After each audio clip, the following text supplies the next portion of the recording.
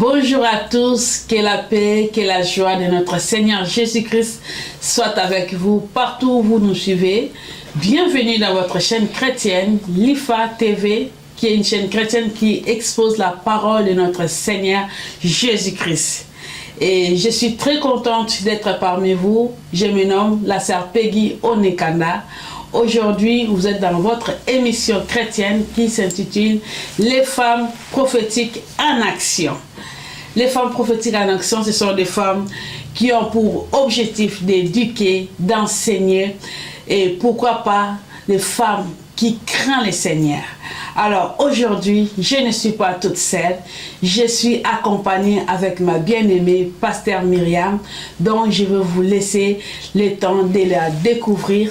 Que le Seigneur vous bénisse. Bonjour Pasteur Myriam. Bonjour Madame Onekanda. Je suis dans la joie de vous recevoir en séjour. La joie est partagée. Et je suis vraiment très contente parce que je me souviens, l'habitude on parle au téléphone et aujourd'hui vous êtes dans notre émission chrétienne, dans notre plateau qui est précisément en France, parce que je sais que vous qui suivez l'IFA TV, souvent ça se passe en Afrique, et aujourd'hui, votre émission, désormais, ça sera à Paris, précisément dans la région parisienne. Donc là, nous sommes en présentiel avec maman Myriam, qui va vraiment vous bénir. Donc toi qui es là, j'ai dit invitez des amis, invitez des proches, inviter des familles, regardez tous ensemble afin d'être édifiés par rapport à cette émission qui s'intitule Les femmes prophétiques en action. J'aimerais d'abord que maman Myriam puisse bien se présenter parce que les Européennes, les Américains, tout le monde qui sont en train de suivre, parce que je vous signale aussi que nous sommes en collaboration avec Rema Web. Donc ce serait aussi très intéressant pour les gens qui suivent Rema Web de connaître aussi qui est Pasteur Myriam. Merci, c'est gentil. Merci pour la présentation glorieuse. Waouh. Pasteur Myriam, elle est Bassélé, mon nom de famille. Oh, nous avons le même nom. C'est vrai ça? Oh là là. Voilà, là on va le discuter après. Hein. Sinon on est même père. Hein. Onekanda, c'est le nom de mon mari. Mon nom de famille de jeune fille, c'est Peggy Bassélé. Oh là là, quelle belle coïncidence. Voilà, je disais, je suis Pasteur Myriam Tchangala Bassélé. Tchangala, le nom de mon mari, mon tendre époux, là où il est, qu'il reçoive mes bisous, des câlins partout. Voilà. Wow. Je profite aussi de vous saluer, Pasteur Tchangala, que le Seigneur vous bénisse. Amen. Est-ce que tous les enfants? Amen. Pasteur Myriam est présidente du plateforme l'IFA, qui veut juste dire le mariage facile en Christ. À ma langue, c'est libala facile en Jésus. Libala facile na Yesu, kati na Yesu. Wow, wow. Il faut toujours mettre Christ au milieu de notre mariage parce que c'est lui le fondement de tout. Amen. Oui. Libala facile, donc il veut dire le mariage facile en Jésus-Christ. En Jésus-Christ. Wow. Oui. Moi, c'est Myriam, je suis quand même intéressée de savoir libala facile parce qu'aujourd'hui on entend que le mariage c'est difficile. Hein? Quand vous dites que les balles facile, le mariage facile en Jésus-Christ, oui. Donc comment pourriez-vous expliquer cela? Oui, ma soeur, tu sais, quand Dieu créait toutes choses, en commençant par le mariage, et ça n'a pas été difficile, hein, sinon il n'allait pas nous donner. Alors, le mariage, quand nous appelons le Christ, quand nous demandons que Christ soit au centre de notre couple, là, il stabilise parce qu'on l'appelle maître. Alors, comme il est maître, il va stabiliser et la tension, le tempérament. Il va donner les goûts, le sucre, parce que le mariage c'est sucré, hein. Wow. Le mariage c'est vanille. Vanille. Sucre vanille. Le mariage c'est le miel. Wow. Oui. Le mariage, en fait, c'est devant la face de Dieu. Le mariage c'est dans les jardins. C'est dans les jardins que tout devait se passer, devant Dieu. On ne peut pas ôter Dieu sinon, parce que c'est lui l'auteur. Alors, on doit mettre toujours la présence de son fils qui était d'ailleurs venu pour nous sauver, sauver le mariage, sauver le monde entier. Waouh, waouh, waouh. J'ai aimé quelque chose que le pasteur Myriam a dit, parce que c'est là va nous pousser aussi d'entrer dans de vous présenter les thèmes d'aujourd'hui, parce que le pasteur Myriam a dit que le mariage c'est le miel. Waouh. C'est le miel. Alors notre thème d'aujourd'hui c'est le célibat. Est-il une malédiction? Alors, maman Myriam, ou pasteur Myriam, parce que moi j'aime bien l'appeler maman Myriam, hein, parce que je me sens très à l'aise pour s'appeler pasteur, parce que elle prêche aussi bien. Quand elle se met à la peau de pasteur, waouh! Donc c'est vraiment une femme prophétique quand vous l'écoutez. Maman Myriam, l'émission c'est les femmes prophétiques en action. Comment pourriez-vous, pour les téléspectateurs, les personnes qui sont en train de nous suivre, comment pourriez-vous leur expliquer qui sont les femmes prophétiques en action? Oui, vous savez, nous sommes pendant l'heure du réveil. La femme doit se ressaisir et connaître les temps. Ça, c'est les temps du prophétisme. Ça, c'est les temps qu'une femme s'élève en action, qui soit vraiment connectée au ciel. Donc, les femmes prophétiques veulent juste dire les femmes qui sont révélées, les femmes qui connaissent le temps, les femmes qui consultent le ciel, les femmes qui voient et de loin, au travers Dieu, les femmes qui ne parlent pas, qui n'agissent pas sitôt, sans consulter, comme notre sœur Esther l'a fait. Et elle n'a pas voulu agir selon la chair. Elle a demandé juste à Mardoché, donnez-moi un peu le temps, je dois aller consulter. Voilà un peu un modèle de Elle a osé, hein? Elle a osé d'aller dire plus haut, je dois consulter. J'aime son instinct. Je dois consulter le ciel. Je dois entrer en contact avec le Saint-Esprit. Je dois laisser Dieu agir primo. Je dois d'abord présenter ces cas à Dieu. Oui, je sais que c'est mon mari. Mais quand le ciel ne dit rien, je ne peux pas bouger. Quand je ne consulte pas Dieu, je ne sais pas agir. Donc pour agir, je dois m'équiper. Je dois m'aiguiser. Il y a quelque chose qui me manque là. Wow. Donc il faudrait que le ciel me dise ce que je dois aller dire à mon mari. Wow. Quand bien même c'est le père de mes enfants, mais je dois consulter le ciel. Non, cette femme m'a toujours inspiré. Waouh, waouh, waouh. Voilà, c'est vraiment ça la femme prophétique. C'est ça une femme prophétique. Avant d'aller voir son mari, elle a consulté premièrement les seigneurs, les chefs suprêmes. Voilà. Waouh. C'est lui qui a le manteau, c'est lui qui a le commandement, c'est lui qui a le mandat, c'est lui qui a le pouvoir d'enlever cette loi. Voilà. Amen, amen. Ah.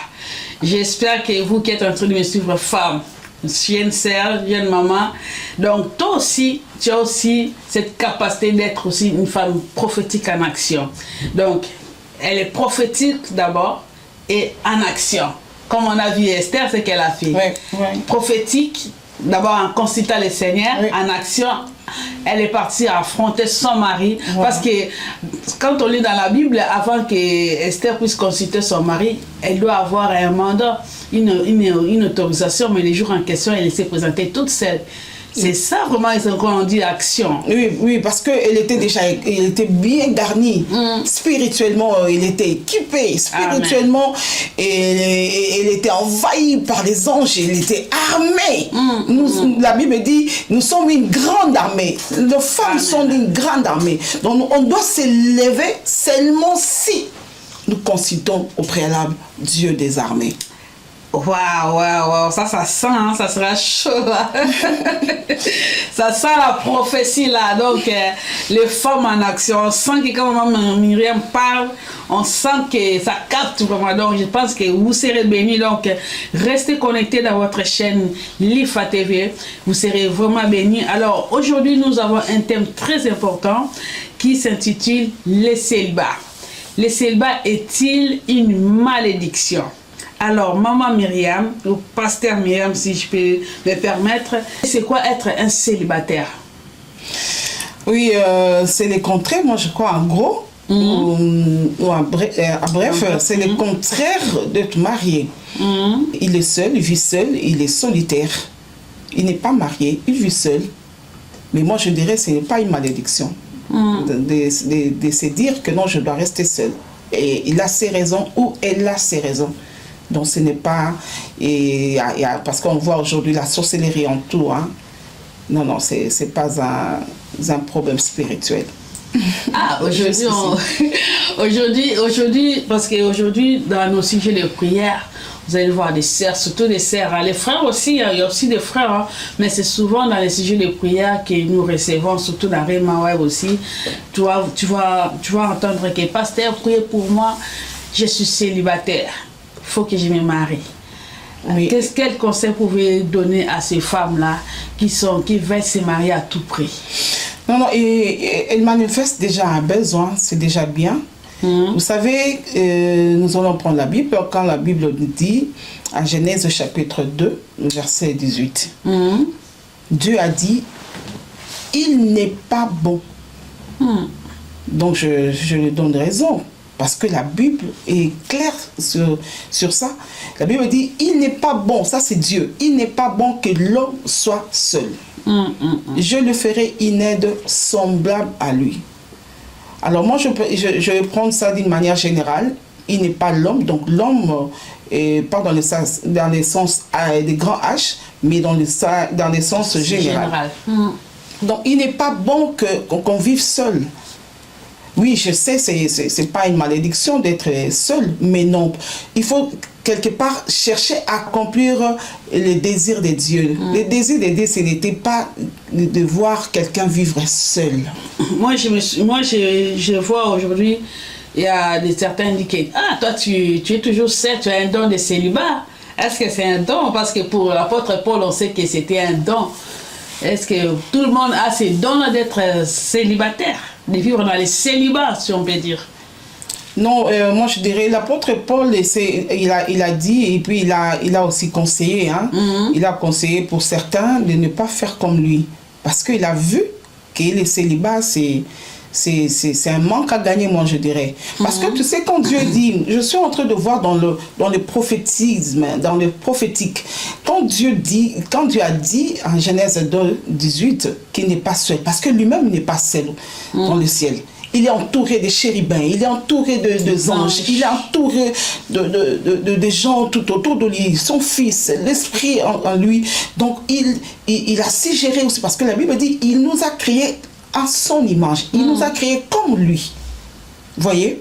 Donc il n'est pas bon. Donc ça veut dire que comme il est, nous devons être comme lui.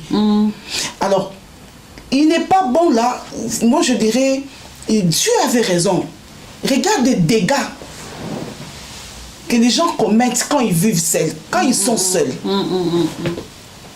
On peut voir, là l'esprit m'amène dans la vie de l'autre. Tu as une idée de la vie de l'autre, tu as une idée de ce qu'elle a commis comme dégâts à cause de vivre seul. Tu vois, on a aujourd'hui les Ammonites, les Moab qui a détruit. Tu vois un peu.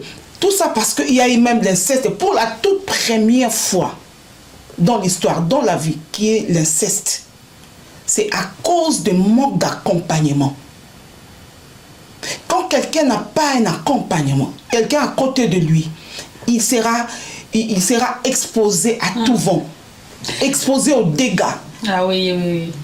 Oui, je vois ce que vous voulez dire par rapport à l'histoire de Lot, parce que ces enfants, ils n'ont pas voulu perdre leur descendance. Comme Lot, comme j'ai dit tout à l'heure, oui. Beaucoup de femmes de nos jours commettent aussi ces erreurs. Ils laissent les maris seuls. Ben pour le cas de Lot, pour pasteur Myriam, pour le cas de Lot, c'était pas que la femme a laissé son mari seul. Seul, c'est plutôt qu'elle était devenue statue du sel. Parce que là, oui, parce qu'elle a pu regarder en arrière. Oui, parce que c'était sa faute. À qui est-ce que tu veux que ça soit la faute? On ne peut pas s'hasarder à désobéir à la loi de Dieu. Quand Dieu dit, il faut savoir que il est juste derrière sa parole. Il peut l'accomplir à n'importe quel moment. Quand Dieu, d'ailleurs, nous sommes liés par ça, il n'est pas bon. Combien de nos sœurs, combien de nos frères aujourd'hui, ils préfèrent d'être seuls. Cependant, Dieu a dit, il n'est pas bon. Moi, je dirais, il y a mais là, c'est une malédiction. Oui, alors. voilà, c'est ce que j'allais dire. Parce que si Dieu a dit qu'il n'est pas bon que l'homme soit seul, et la personne désire... Entre guillemets, parce que Paul, il était seul, mais il n'était pas maudit. Il a préféré. Mais pour lui, c'était un don. Non, c'était pas un don. Sinon, tu dois dire que c'est un don d'être célibataire. Non, ce n'est pas un don. Non, pour Paul, pour lui, il a pris son Il a jugé par rapport au ministère. Paul a choisi. Il a fait son choix. Oui, il a fait les choix. Tu vois un peu. Mais c'est dans les contextes, nous sommes en train de dire, tu es seul, donc tu es exposé. Ah oui. À tout combat. Admettons, tu es dans une maison, donc tu es seul, les voleurs peuvent entrer, tu ne sauras pas te battre contre 10 personnes ou 5 personnes en face. Mais quand tu es accompagné, vous pouvez faire mieux que ça. On dit aussi, deux valent mieux qu'un. Voilà. Deux valent mieux qu'un. Parce que quand on est deux, on est fort. Quand on est deux, on est plusieurs. Quand on est deux, nous aurons des générations. On se comprend. Parce qu'il y a une bénédiction quand Dieu dit. Et aussi, moi j'allais dire, et quand Dieu dit il n'est pas bon, quand vous restez pas seul, vous accomplissez directement la volonté de Dieu. Vous obéissez aux lois du Seigneur. Ok, pasteur Myriam, quand vous dites que quand vous n'êtes pas seul, vous obéissez à la voix du Seigneur ou ne pas être seul, est-ce que vous pensez qu'en se mariant, la personne va sortir de sa solitude? Oui, ma soeur, moi je te dirais, quand Dieu a conçu le mariage, et Dieu, il n'était pas bête, hein. Dieu, il sait que le mariage est formidable. Ah, c'est pour ça au début, vous savez dire que c'est le miel. C'est le miel, c'est le sucre. C'est un gâteau. Un gâteau du ciel tombé sur la terre. Écoutez, hein, là, le pasteur Myriam vous donne l'envie de se marier. Mais oui, je te dis, avoir quelqu'un à côté de toi à qui tu pourrais parler, tu pourrais chouchouter, avoir ton épaule de pleurs. Tu as un petit problème, tu lui parles, tu dis chérie, j'ai envie de te parler, non bébé, tu peux m'accorder un temps là. Tu vois quelqu'un qui te dit en face comme ça, chérie, tu sais, tu es belle. Wow. Tu vois quelqu'un qui te dit, mon cœur, tu es bien coiffé. Hein? Ah oui. Cette veste, ça te va trop bien. Tu vois, c'est ça, il n'est pas bon. Il faut être accompagné. Dieu l'a bon jugé. Il a vu que l'homme était seul, il était dans la solitude. Et Dieu n'a pas voulu, Dieu n'a jamais aimé. C'est comme je le disais tantôt. Il n'est pas seul, lui, là-bas. Alors, comment sur la terre, on doit être seul? Non, on doit être accompagné. On doit vivre à deux. Pourquoi? Parce que Dieu l'a voulu, premièrement. Deuxièmement, parce qu'on ne veut pas s'exposer au danger. On doit être accompagné de quelqu'un et surtout quelqu'un que tu aimes bien. Quelqu'un qui te comprend. Oh, ça j'aime. J'aime être en face de quelqu'un qui me comprend. Qui comprend mes caprices. Qui me tend la main. Qui me supporte, qui me dit chérie, t'inquiète, je sais. Non, c'est formidable d'être accompagné pour faire moins de dégâts sur la terre. En plus, l'apôtre Paul dit bien dans 1 Corinthiens chapitre 7, verset 13, il dit que pour ne pas brûler, vaut mieux de se marier. Voilà par exemple. Ah oui. Voilà. Non, très bien, maman Myriam. Je suis flattée. Donc, pour vous, les célibataires, donc c'est important de faire aussi de bons choix.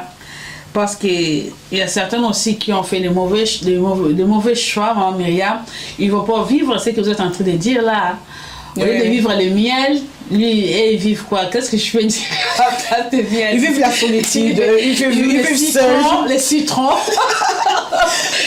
On est seul, on est... des fois, les gens ne te comprennent pas. Qu'est-ce que tu veux dire? Et puis, tu peux faire des dégâts, personne ne va te le dire. Hein. Il te fait un texto, il t'envoie un voice, te dire « Cœur, je pense à toi, chou, tu me manques. » Oh là là, comme c'est beau. Ah non, Dieu, tu avais raison, il n'est pas bon. Non, non, il n'est pas bon. Ce n'est pas une malédiction, chérie, mais c'est non, il n'est pas bon. Il n'est pas bon, il n'est pas bon. Alors, pasteur Myriam, quel est alors le but du mariage? Oui, quand Dieu a créé le mariage, d'abord, le but c'était le bonheur, donner le goût. Parce que, n'oublie pas, j'avais dit tantôt, Dieu a dit, maintenant créons l'homme à notre image. Pourquoi? Parce qu'on doit refléter sa gloire. Et pour aller plus loin, il nous a demandé d'ailleurs de se multiplier.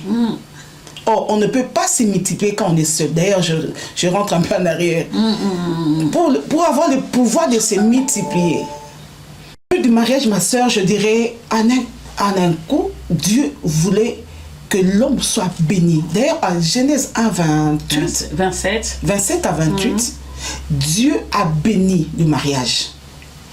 Il a béni, il a dit, soyez bénis, multipliez-vous, dominez sur la terre, assujettissez la terre. Amen, amen, amen. Dieu a béni le mariage du profond de son cœur. Dieu a béni ces deux personnes. Dieu voulait le bonheur de ces deux personnes. Dieu voulait la multiplication qui ne se limite pas à deux, qui soit plus nombreux que possible. Ah oui, créer des petits-enfants. Les arrière-enfants. Le mariage, c'est un centre de bonheur, centre de tranquillité, centre de paix, de joie, comme je viens de le dire tantôt. Donc quand Dieu bénit, c'est fini. Parce que là, il y a sa présence qui vous suit. Il y a la présence de Dieu dans votre parcours. Regarde, Dieu a donné à l'homme 3 choses. Il a donné à l'homme la terre. Il a encore donné à l'homme le pouvoir. Et Dieu a donné à l'homme le mariage. Mais de nos jours, l'homme a perdu 2 choses. Mais moi, il a gardé une seule chose, qui est le mariage. Oh, je bénis un homme qui m'attend. Amen. Je bénis une femme qui m'attend. Amen. Tu ne peux pas tout perdre. Voilà pourquoi cette femme, la femme veuve, elle a dit à l'homme de Dieu, je garde, il n'y a qu'une vase d'huile, il y a une petite d'huile. Le diable ne peut pas tout nous voler. Il nous a volé peut-être les richesses de la terre. Peut-être la domination, le pouvoir. Mais il nous a laissé juste le mariage. Pourquoi ne pas prendre soin de ça? Pourquoi ne pas vivre la gaieté, le bonheur que produit le mariage? Le mariage, c'est parfait. Il y a la présence de Dieu, il y a l'approbation du maître, il y a la gloire qui descend quand vous êtes deux et vous allez dans une même direction. Là, j'aime. Même direction, ça c'est bien, hein? C'est bien touché parce que pour avoir tout cela, comment faire un bon choix du mariage? Oui, ça c'est excellent, c'est une très belle question. D'abord, il faut savoir se marier avec quelqu'un que tu as dessiné. Tu sais, quand on était enfant, on dessinait par terre, tout et tout. On faisait des croquis. Ma maison, mon mari est ici, mon mari sera comme ceci, comme cela. Ah, Myriam, c'est pas seulement comme quand on était enfant. Jusqu'aujourd'hui, hein, il y a des femmes. Ils ont des femmes comme aussi des hommes. Ils ont déjà dessiné. Ils ont déjà un profil de sa future femme. Mais c'est pas mauvais, tu sais. Ou son futur époux. C'est pas mauvais. Oui, hein. Voilà. Est-ce que c'est... Là, ça reste sur le physique. Après, par rapport à ce que vous êtes en train de dire, que pour se multiplier, pour marcher dans la même direction, oui. C'est ça, c'est maintenant la question qui revient. Comment faire un bon choix pour trouver de telles personnes, enfin, ou tel homme ou telle femme? Oui, c'est ce que je disais. Il faut toujours rêver. Il faut rentrer sur tes rêves. Qu'est-ce que tu as rêvé? Que ton mari sera comment? Que ta femme sera comment? Il faut aussi, deuxièmement, savoir pourquoi est-ce que je dois me marier. À qui est-ce que je dois passer ma journée, ma vie entière? Parce qu'on ne se marie pas pour se divorcer, on ne se marie pas pour se séparer, on se marie pour la vie. Ah oui. Voilà pourquoi il faut savoir, je dois me marier, mais quelle est la motivation? Parce qu'aujourd'hui, beaucoup se marient pour se marier. Ils pensent à la fête, les gens seront nombreux à ma fête, j'aurai beaucoup de cadeaux. Mais ce n'est pas ça le but du mariage. Le mariage, c'est un centre, comme je disais, de bonheur, de paix, de tranquillité. Alors, il faudrait savoir que je suis d'entrer dans une autre dimension de la vie. Je vivrai avec quelqu'un que je ne maîtrise pas bien. Peut-être qu'on se voyait pendant qu'on était fiancés. Là, c'est le fiançailles. Très bien. Très bien, maman Myriam. Nous sommes pratiquement à la fin de notre émission. Mais avant de finir ce soir, je sais qu'il y a beaucoup de personnes qui sont en train de nous suivre par rapport à cette dernière question que nous avons posée. Comment faire un bon choix pour vivre les miels dans le mariage? Est-ce que quel conseil vous pouvez donner aux jeunes sœurs, aux jeunes femmes, comme aussi aux jeunes frères qui sont en train de nous suivre pour faire un bon choix? Ma question est celle-ci. Est-ce qu'un chrétien ou une femme chrétienne ou un homme, un frère chrétien peut-il épouser ou se marier avec une païenne ou un païen? Bon, s'il faut dire, vous savez, le mariage, ce n'est pas seulement pour les chrétiens, non, le mariage, c'est un don de Dieu. C'est une bénédiction pour tout être vivant. Donc, là, je dirais, ça dépend de la personne, comme j'avais dit. Donc, tu dois te marier par rapport à tes rêves d'abord. Et puis savoir s'il est chrétien, il va me comprendre facilement. S'il n'est pas chrétien, on aura peut-être des problèmes un peu plus loin. Je n'aimerais pas avoir un problème avec un de mes conjoints, et plutôt un conjoint. Donc, si je vous comprends bien, pour vous, c'est un libre choix. Il suffit que vous soyez en compagnie. Que vous attendez. Donc, c'est-à-dire qu'une femme, une jeune sœur chrétienne peut épouser aussi un frère païen.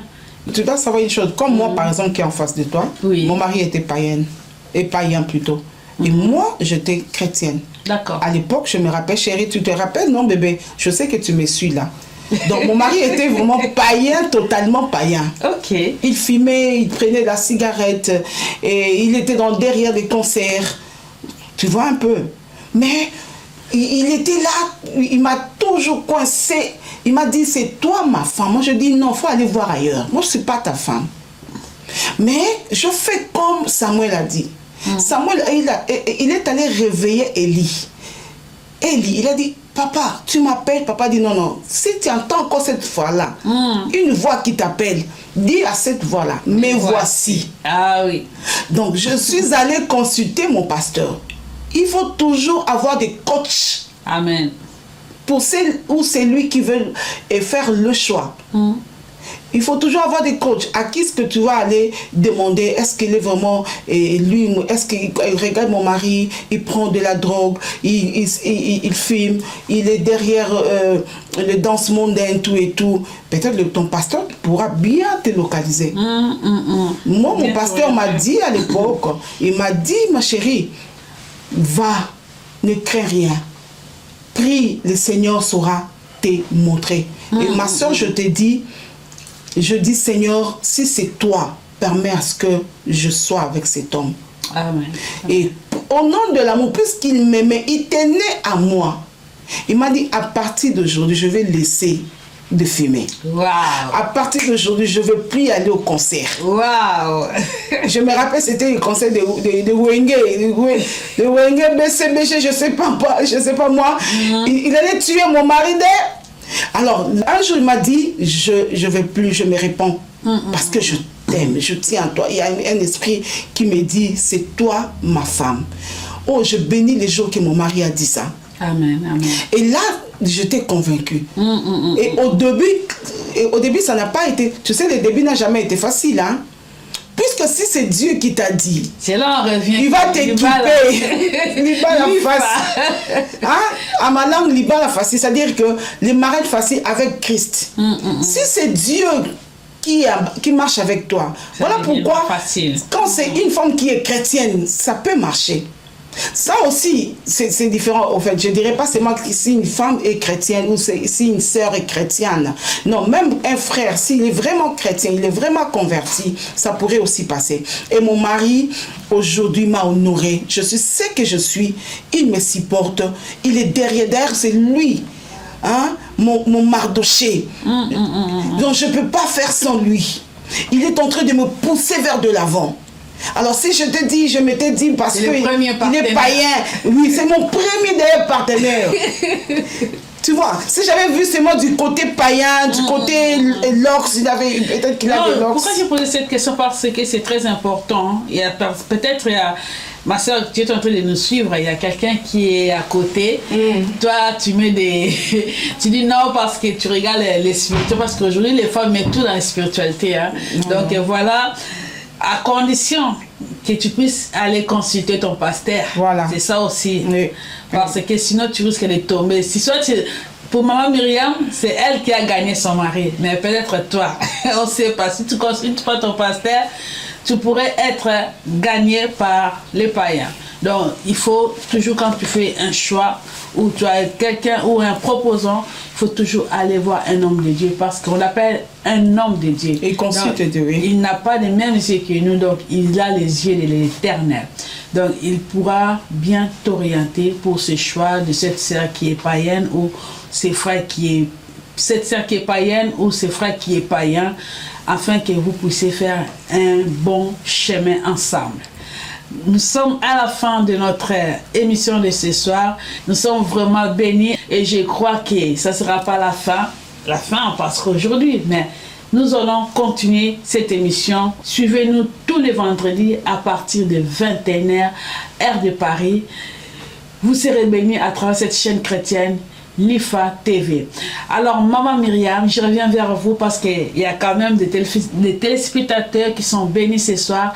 Ils aimeraient bien écouter votre mot de la fin par rapport à cette émission que nous avons fait. Nous avons parlé à ce thème, le célibat est-il une malédiction? Que pourriez-vous dire en 1-2 minutes pour nos bien-aimés qui sont en train de nous suivre à ce... Oui, que Dieu bénisse, je suis dans la joie. C'était une très belle émission. J'aimerais vraiment que ça continue, mais faute du temps, parce qu'après l'heure, ce n'est plus l'heure.